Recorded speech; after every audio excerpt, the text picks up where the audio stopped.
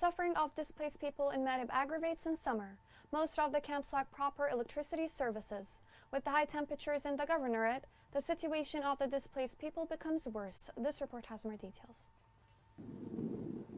The summer heat is intensifying on the displaced in their camps in Marib, especially those camps located in the desert east of the governorate, such as El Sumayya, El Ramsa, and Arq Al Jalal, where the midday temperature exceeds 40 degrees Celsius, and nothing isolates the displaced here from the burning rays of the sun, except a piece of cloth, and no means of ventilation or cooling is available. The displaced people complain about the lack of electricity to a number of squares in the camps. The temperature here in the camps is extremely high. Here in these squares, we don't have water, electricity, or anything. 8 workers and organizations came here and registered our name, but they didn't give us anything. We are going to die of the hot weather.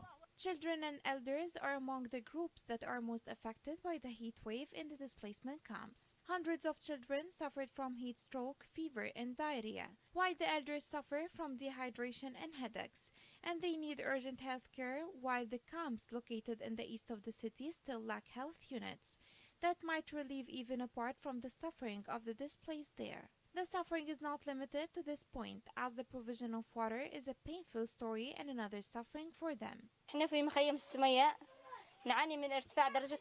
We are here in Sumayya camp, suffering from the high temperature, the exposure to winds, and the lack of water tanks and drinking water. Because of the rise in temperature, these days in Sumayya camp, the elders and children suffer from dehydration, fever, and diarrhea.